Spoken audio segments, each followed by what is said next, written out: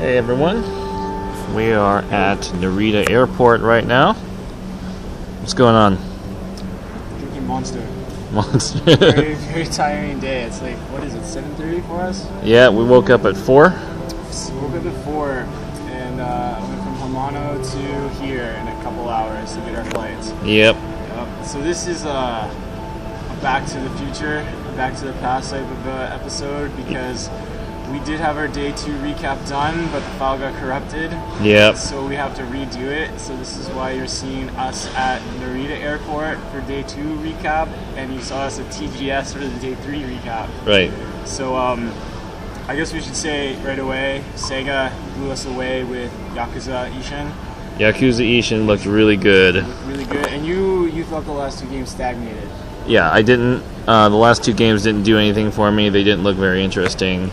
But this new one they got looked really cool. So why did it look so sweet? One, the graphics look really good. They definitely put a lot of emphasis on the facial features of everyone. But what made it look good the most was all the new gameplay. The previous games, even after after the 50th, 60th fight, it's just like button mashing. There's some cool special moves, but this, you can fight with fists, you can fight with swords, you can fight with guns, because this takes place in the Edo period, I believe, but in the past. Right. So there's all kinds of different styles, and you can mix and match, and so there's a lot more depth to it. That's one big thing. Yeah. And it looked like there was some kind of weapon crafting or weapon upgrading system going on. Yeah, you can at least improve your swords. They showed that much at least. Yeah, I guess we should say we saw the trailer. It was like half of it was the video we already saw like on the pre-game show or the pre-conference, and then the rest was all gameplay footage. Yeah. So there's weapon crafting. All the mini games were back from before, just Edo periodized. Right. And then also it looked like they had some type of team building game where you could have like team members for fights, and like their cards were on the side of the screen to see their stats, and I guess you can level them up and combine them to make new units. So there's a lot more depth and sim elements to the game than right. the previous ones. And it should be mentioned that the animation looked way better than it's ever had. Mm-hmm. I've always thought the animation in those games was pretty stiff and very robotic and jerky. But the animation looked really fluid and smooth in this new one during the combat sequences. The in-game combat sequences looked really smooth, and it looked really, really nice. It was a pretty sweet. It looked really fun. It looked a lot of fun too. Yeah. So, and all the voice acting's back, all the characters are back, some new ones are back, and it keeps the same humor. Yeah. From the previous game. Yeah, but still got that crazy Yakuza humor. Yeah, that's good. So after that, we saw Psycho Break. We saw a video of that. Okay, Psycho Break. But in the West, we have a different name for it. Yes, it is the Evil Within. Right. Which I finally got the name right. Right. And that's Shinji Mikami. He's bringing back survival horror. Through the video, to me, it looked like a splice between Resident Evil meets Silent Hill meets Clock Tower, because it was highly emphasized just running away from enemies, no ammo, no weapons, hiding. So not a lot of just up close and personal combat like the newer Resident Evil games. Right. And the gameplay looked really gritty and at points really scary if you're going to play it in a dark room. Yeah. So what did you think of it? Yeah, I liked it. I thought it was pretty interesting. I like how it seems to go back to survival horror, bringing survival, kind of scaling everything back.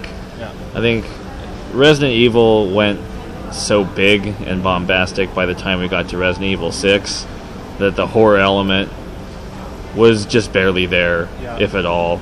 So I think it was cool that Mikami is kind of scaling things back, bringing it back, making it simple and making it scary. And the cameras, at least in this, like, I don't know if it was actual gameplay footage or what, but the camera angles made it a lot more scarier, because when the guy was running through the hallways with the chainsaw guy after him, you weren't seeing the guy chasing you. You were looking at your character's back, running forward. So you don't know if he's one step behind you or 50 steps behind you. Yeah. So it's a lot more tense. Yeah, it was pretty tense. Pretty tense. And then after that, we had our VIP tour at the Sony Premium Lounge. You're right. So we played a lot of games, which all these videos are already up on the site. We did NAC, Drive Club, FIFA 14, Assassin's Creed 4. What else did we do? Killzone. Killzone. Did you mention Deep Down? Deep Down we played. We also had Resogun and another Dynasty Warriors game. Right. So we played a lot of them. Yeah. So what was, since this is just a quick version, what was your game, the best game you played of those? At the Sony VIP? Yeah, Sony VIP. For me, it was I played both Killzone and Assassin's Creed. I'm kind of a shooter fan, so I think I enjoyed my time with Killzone more. Killzone looks really good. Yeah. That game looks really good. It as I was playing it, I should mention that I am mainly a PC gamer. I play on a pretty powerful rig at home, and as I was playing the new Killzone game, I felt like I was playing on a really high-end PC. The graphics are really nice, and they added some cool new traversal elements, like a zip line that you can use anywhere or almost anywhere. It's just always on you. That looked really cool. You just kind of shoot this zip line, and you can kind of grapple to any or some points on the map. Also, the map is like really open. Yeah. More open than it has been in the previous two games. So there seemed to be more freedom to go about the mission. And there was also better use, or there was more variety of color in this game. The Killzone series, really famous for being drab and brown and gray, and very apocalyptic looking. The graphics did look good. I noticed right away the water in the street. Looked really good. Yeah. And that right away you can tell the game's graphics were better. Yeah, and all the textures looked really sharp, really nice. The environment looked really good. There was a lot of greens, a lot of violets and purples, especially with the sunset in the background and all the sun rays going on. Lots of particle effects when you're shooting your weapon. And yeah, when you're during the explosions, there's just more stuff going on. Yeah. Explosions still look explodey, but more explodey because there's particles and sparks flying everywhere. Little details like that come together to make it give it that next gen look. So you did Killzone. I got to play NAC, which is Mark Cerny's game. And what was interesting about my demo of it was we played it with the Vita on the how is it called? Not crossplay, but what is the name of that? How you're playing it with the Vita? I forget. Oh yeah, it's like Vita crossplay, right? Vita crossplay. So I was using the Vita as the controller, right? For the game, so that I don't know if it was Vita TV or how it was working, but it was working really good. Yeah. And NAC was a hard game. It's died a lot. It died a lot. It died in like 5 seconds. That looks like a kid's game, but it looks like a kid's game, but it's like it harkens back to that old school NES era where there's like you have to memorize patterns.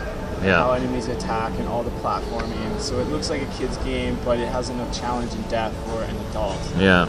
So it's got that cross promotion between demographics. Yeah. And I have to say, with the Vita, the new Vita as the controller, I thought that I was using a PS3 controller. Yeah. It just felt smooth. It felt light. It felt really good. There was no how am I getting used to this new controller? Yeah. It just felt natural. Right.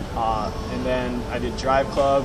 Drive Club is free for PSN Plus, so there's nothing to lose with the game. It's a lot. It's not like GT where it's about racing and times. It's a lot more about fun, friends, and individual challenges. Yeah. Improving yourself. Right. So you play through the game through like the laps, and like one part might be like an acceleration challenge. So who can be the fastest to accelerate? Yeah. And you're going against other people around the world against their ghosts. So you'll see their ghosts on the screen. Yeah. And then another part of the track might be who can turn better. and it's not about speed at all. Like I was going by really slowly to rack up points, and the better you do on the challenges, the better your score is going to be. The more fame points you get, that's how you unlock stuff in the game. So that's your catch. Yeah. And then Deep Down, we both played Deep Down. We have to mention it. Yep. Because this video is coming a little late, we do know that Deep Down is free to play for PS4, which makes me like it a lot better because the demo was really basic. There wasn't a lot to it, and because it was all in Japanese, it was really hard to understand what we were doing at the start. Yeah. It played a lot like Dark Souls, really. It played a little bit like Dark Souls. It should be mentioned that the weapon handling, it's kind of they added some elements of I almost want to say Resident Evil 4 because of the way you hold the trigger to aim your weapon like it's a gun. And you can aim it at specific parts of the monster you're fighting. And it changes the battle animation as well. It does, yeah. So you're actually performing different moves, whether you're aiming your weapon or just swinging it. I don't know if the damage changes. I don't know how the damage modeling works. At least it looked to me that you can do limb damage, where like I was kneecapping the ogre and he was like falling down. Yeah. And now I don't know if it's because I killed him or because I took his leg out and he was just immobile for a while before he got up. Yeah, we'd have to play that more. We'd have to play it more, but it looked really good for like an early build for what they showed us. Yeah. Which was good. I guess we should also mention we should really thank Sony for inviting us to the booth because they were super professional. Everyone there knew what they were doing, and we should also mention. The guy in charge was from Sony Computer Entertainment America. Right. So they were really, the PR guy. The PR guy. Yeah, the PR guy in charge. So they were really pushing it for the Western reporters. Because this was in Japan.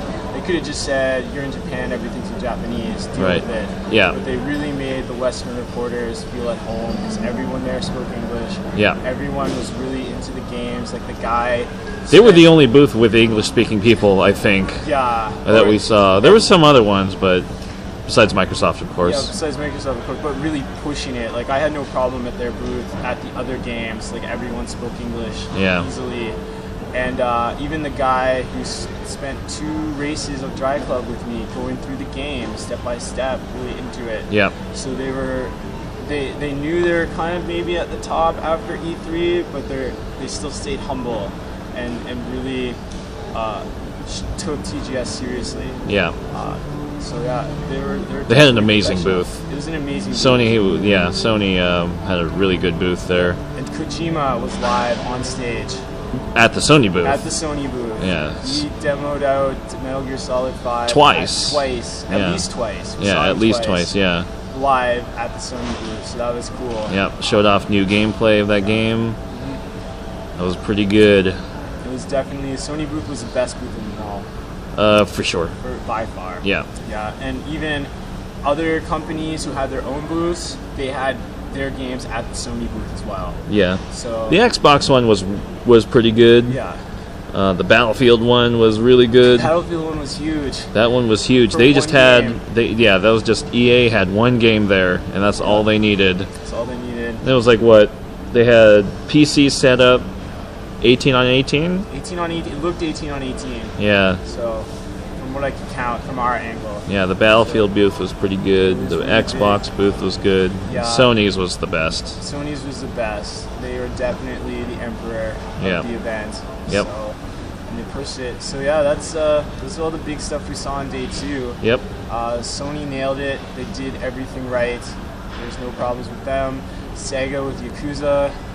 That's for at least the Japanese market, that's a reason to buy the PS4 because it is a launch title for the PS4 in Japan. It's worth mentioning that it's also coming to PS3. It is also coming to PS3 too, yeah.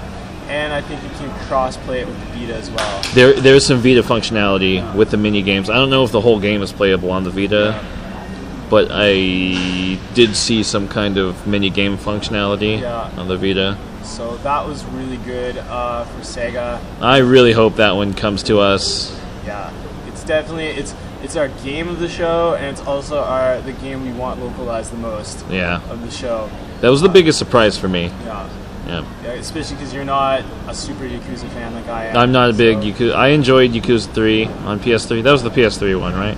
That one was good. I enjoyed it, but this new one had me really excited. Yeah. So yeah, that's our quick recap of day 2. Yep. So hopefully you enjoyed it, and TGS was awesome, and hopefully you get to come back again next year. All right. All right. We'll see you guys later.